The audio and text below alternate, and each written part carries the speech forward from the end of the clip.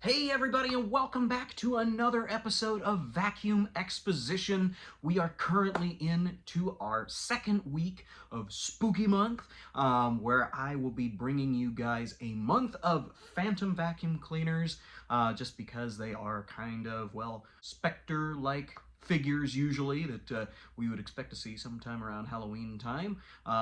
But in this case, we're talking about the Fantoms with an F at the front, not a PH. And we are looking at the cyclonic vacuums of the late 80s, early 90s into the early to mid 2000s. So I'm bringing you back another one that's going to be movie monster themed in a way. So for those that have been tuning in, like I said, I will be doing Fantom Friday. So my normal uploads will not be on Sundays this month. They will be on Fridays. Starting with this one being on a Friday. I know the last one was technically Fantom Friday, episode 1, but it was still on a Sunday. But anyways, let's get on to our video for today and check out another really cool Fantom. Well, everybody, here we have it. Another Fantom vacuum cleaner. Some of you might remember this from a few videos ago when I was doing my September series. This was part of the group of machines that I brought back from my good friend Jared's place in Oregon. This was one that me and him actually found together at a thrift store. And, well, it just couldn't be passed up. We had to bring this thing home. So off it came with us, and we went and played with it at his place for a little while, and well, unfortunately now it has become something that he didn't need to have anymore. So he asked if I wanted it, so I said, oh yes, of course. When it comes to finding machines, especially ones that I find with friends of mine, I tend to value those a little higher than others. So when he offered it to me, I said, of course, because it has a good memory surrounding it. Now, the memory surrounding it is one thing. The memory that it invokes when I look at it is a whole different thing. Now, when I look at this machine, following in suit with our movie monster theme, I call this one Swamp Thing, or the creature from the Black Lagoon, as you can see from this movie poster.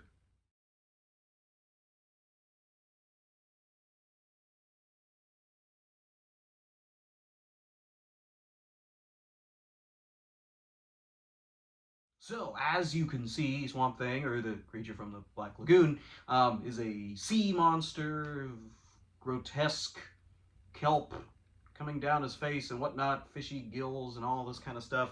And it just kind of reminded me of this one in a few different ways. Now, what we are looking at is a 2003 Fantom FM740B. This would have been one of the early Europro made machines after Iona retired the Fantom name, and then Europro took over in the early 2000s. This one from 2003, as you can see in this ad right here.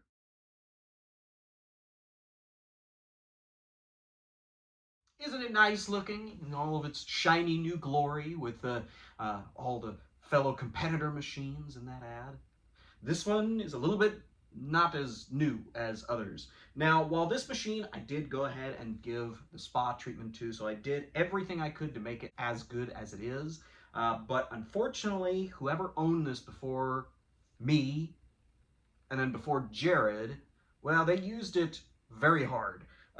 This machine was definitely used. It is in really nice, solid shape, but there is a couple things about it that do need to be fixed if possible or addressed in some way, shape, or form, but we'll get on to that. Now, this would have been the early of the Twister models, and by Twister, I don't mean just the Cyclone Tornado. I'm talking more so the Twister. And I'll take the bin off so I can show you guys. So here is the dustbin.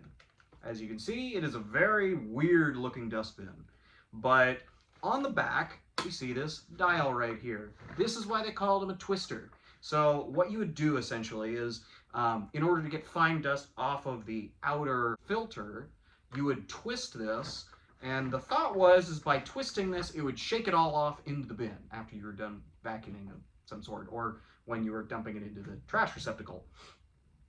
Nice in thought, but unfortunately did not work. A lot of people that I know that have these later Twister type models, they just say that they were a gimmick. They, they didn't really do anything. I mean, the dust that was on the filter was staying on the filter, even if you turn this vigorously trying to get it off. Usually you still had to shake it off, or in some cases wipe it off from the inside, which is very hard. And I tried cleaning this bin about 3 or 4 different times and still haven't been able to get everything out of it. Now, I must disclose something before I keep going on with this chat about the bin. As you guys can probably see, it is not in the greatest of shape. Now, whoever owned it before Jared and I, well, they use this vacuum very hard. Now, at some point in its lifetime, it sucked up some type of acidic liquid that literally burned the inside of the dustbin. Now, this dustbin cannot be replaced. I have looked all over the place, and you cannot find other parts for this machine. The only other thing you can find, unfortunately, on eBay is literally all of this and not this. Chances are, same reason, maybe, but I don't know. But either way, I have tried to clean it and scrub it, and it is literally burned on. If you go in there and feel it, it feels like somebody took a match and literally, like, just etched onto the side of this thing. So, which is kind of why I call it the swamp thing, because it kind of got that, like gills and seaweed all over it in the inside. But I have cleaned this out several different times. The only way to clean out this top portion is to eject all of what is inside, which I will demonstrate in a minute. And then there's like 4 screws that take it all apart. I did wash the inside of it, but I think it may just still be kind of cloudy, kind of like how a Dyson bin gets, well, clouded over time just from random things. But either way, this is as clean as I could get it. But there is one other factor that I wanted to show you guys about this weird twister dustbin that I found out relatively recently that's actually really cool. So a lot of you will remember the Electrolux Model 60. It was the first vacuum cleaner that came with an ejectable bag setup. Well, this is very reminiscent. Now, how you would dump the bin, usually, there's a little tab back here, that opens that up. Any Dyson or Shark or even other Fantom uprights have this type of a setup where you just kind of shake it out and dump it. Now, in order to change the filter or clean the filter, you would look at the top here. There's a little button right there. So that is a spring-loaded button, and essentially it releases a catch that holds on this, thus dumping the whole filter out of the Fantom and leaving it filterless. Now, here would be your regular filter, and then of course the twister filter itself. This, like I said, would capture the fine dust. It's actually kind of reminiscent of the filter that's on my AC unit, actually, in which case I just kind of scrub off the front. The idea, like I said, would be you would twist this and it would shake that nonsense off, but unfortunately didn't really work that well. So I'm going to go ahead and put this back in, and there we have it. We are all ready in terms of the dustbin to vacuum again. So we'll just go ahead and put that on here, and this is essentially ready to go. The Twister series uprights did have a couple different filters. So essentially you would have not only the filter inside the dustbin, but you also had one inside this grill right here. But taking us around the back of the machine, so as you can see, no onboard tools, unfortunately. Being that me and Jared found it at a thrift store, there really wasn't any expectation that anything like this would ever have something like that. Usually thrift stores take them off and try to sell them separately, so that may have even come to the thrift store with them, but unfortunately that is a common practice that thrift stores do that make life very hard for us vacuum collectors. But it would have come with a crevice tool, an upholstery tool, and then an extension wand right here. And that would have been your general onboard tools for this particular machine. Fantoms always prided themselves in being a all-in-one type of machine, which this one was no different in certain ways. It didn't come with like a dusting brush, things like that. And the handle does not detach for, cleaning up above or anything like that. So it's not like the traditional Fantoms were. As I stated earlier, this was a Europro built machine, so it was quite a bit different than the Iona built Dyson designed variants that came out throughout the 90s. Now, this one does have a few other things that, well, they need to be fixed, and I'm not quite sure how to do it. In particular, The Fantom twister, at least this one right here, comes with like 3 different cord hooks. You had one up here on the handle, you had one right here below the hose, and then you had one way down here by the bottom of the machine. Now, it makes sense for any of those, but it doesn't make sense to have all of those. So it's kind of strange in that way. Now, unfortunately, 2 of the cord hooks did break at some point in its lifetime before me and Jared found it. But that's okay. When Europro designed this, I think they may have even designed it so that those cord hooks did fail. So right here, this is the top of the hose hook, and I'm just going to lower it for just a minute just to show you guys. Now this hook, while yes, it is there to support the hose and hold it up, it is also a huge hook, and it's right next to the only remaining cord hook on this. So what I did is I just wrapped it around here perfectly, and of course the hook is so big that I can just put the hose on top of the cord. You would never know that it was there or there was a problem. So very, very interesting design. Don't know if they ever planned on the cord hooks to all break, but that is a famous problem for Fantoms. I did do a video on a Thunder that I had to fix the lower cord hook on. It is a common fail point, which these no different, unfortunately. Kind of like Dyson cord hooks, the revolving ones. Sometimes they made them like they're really thick, and sometimes they're kind of thin. And I even have a couple that have cord hooks that are busted on them. That thankfully there's enough of them that I can still use, but they weren't always the strongest. Now, one other cool fact that I learned about this interesting machine, and I'll turn it around to show you guys, but as you can see right here, that is your on button. That is the only part of this machine that is chrome. Why do we have a chrome on button or power button on a Fantom? Fantom's normally known for being all black or darkly colored or even gray and green in this case, like the Swamp Man. Why would you have a chrome on button? Don't know why, but I do like shiny things, so there you have it, a chrome start button, essentially. So that's all the information I have on the FM740. It is a really, really cool machine, and they do very well on the carpet. It's very, very interesting, and of course I have noted that it just has this weird look about it. Not only about the Swamp Man, but it also kind of looks like a suit of armor, like I talked about in an earlier video, just because it looks like that face shield on the helmet. And then it has this really, really weird harpoon-looking handle. No, you don't hold it by here, you hold it by here, which is kind of almost like Dyson-esque for like the low-reach type machines. But still, don't know why. Very interesting. But still a really, really cool machine. Very, very happy to have it. And of course, a big thank you to Jared again for letting me have this thing. And of course, to be able to let you guys see it too.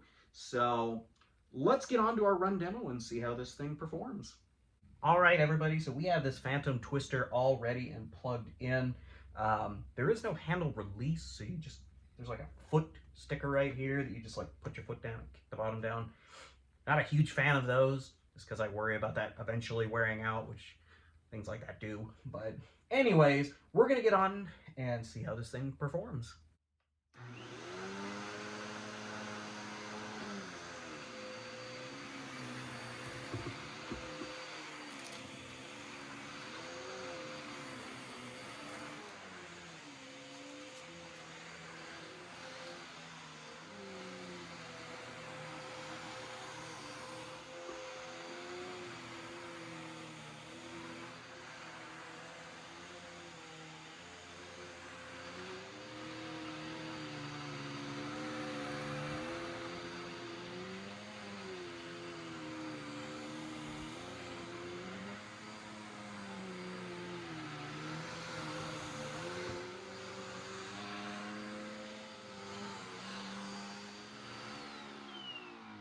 Well, folks, the old Fantom Twister FM740B did quite a good job on the floor. Honestly, I'm really surprised every time I fire this thing up because it actually does a pretty good job. The early days of those Europro machines, there were a lot of cost-cutting measures, so they weren't always the greatest of qualities. But this particular one at least does a pretty good job. I don't know if anybody noticed it, but you know, when this machine is in locked upright position, you can't actually see the headlight. The headlight is actually hidden until you start using it like an upright, and then you have a headlight again. But very, very interesting feature. I'm definitely a fan of all the weird quirks and whatnot that happen with these weirdo Fantom uprights. But I hope you guys all enjoyed our little run demo today. Well, everybody, I hope you guys all enjoyed our first inaugural Friday, Fantom Friday. And of course, this fantastically awkward, weird-looking machine. It really did do a really good job, so I can't really fault it very much, aside from assorted build quality issues that I have noticed. But other than that, it really did do a pretty good job. And it is a very interesting machine when you get to talking about it. Of course, the best thing I think about that stain on the inside of the bin is it's on this side only, and you can't really see it on this one. So, you know, this is the Craigslist side, folks. And this one is the one that only a mother could love.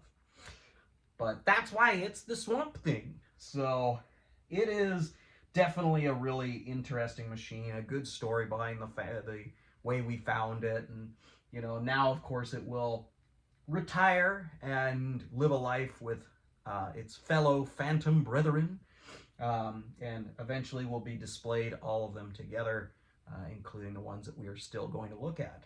But thank you all for joining us again. It is really great to be able to bring this kind of stuff out, and I think this is a really fun series that I'm really having a good time with bringing these things out again and getting them all started up and cleaned up for you guys. So I hope you guys have a good weekend, as well as a really good week next week.